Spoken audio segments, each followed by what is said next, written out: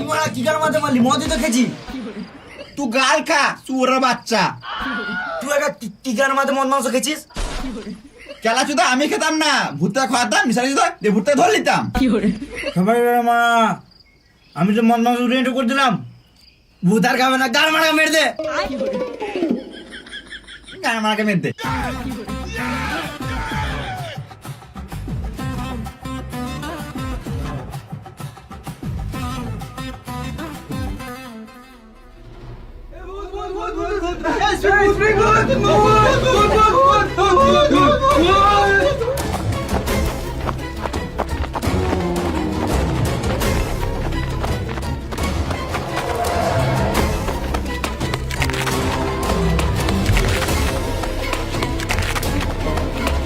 আমাদের এরকম ফালতু ফালতু ভূতের ভয় ছুটে বেড়ালে হবে না।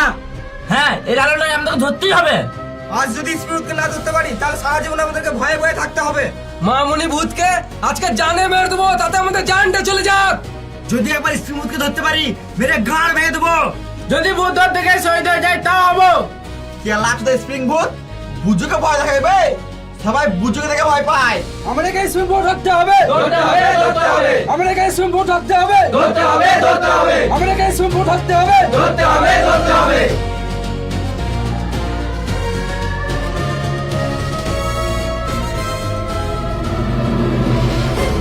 ওই দেখ ভূত, ধর ধর ধর ধর ধর।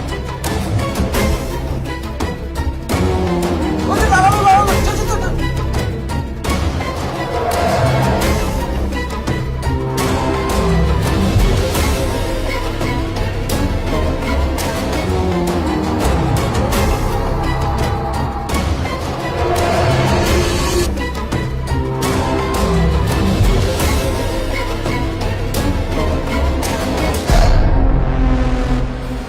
ওই যে লালালো।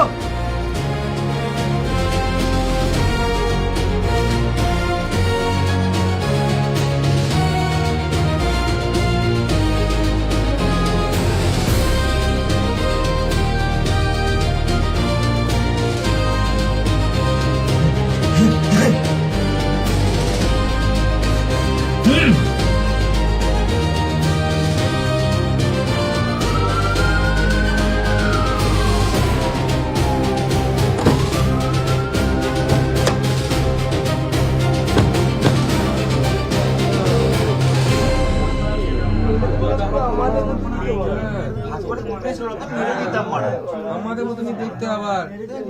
তাহলে এইগুলো কি ভূত? এইগুলো আবার কেমন ভূত রে মারা? মানুষের মতন দেখতে। দেখেই তো মনে হচ্ছে মুখে হুড়কুচে দি।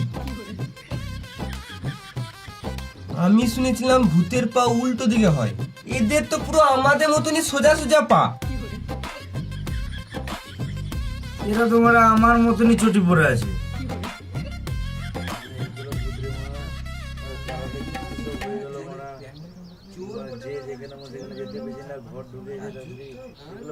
সবাই কান খুলে শোন, দারোগা বাবু কিছু বলবে।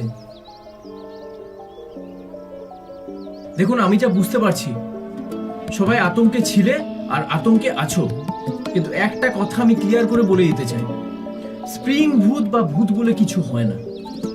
স্প্রিং ভূত সেজে এই চোরগুলোই ঘুরে বেড়াচ্ছিল।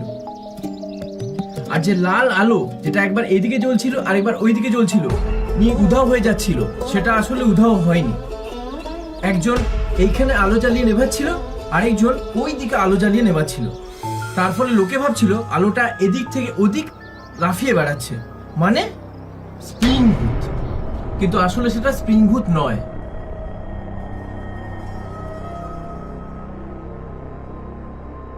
এরা আসলে ভূতের নামে চোর। এদের আমি উচিত শাস্তি দেবো। ওঠা মালগুলোকে।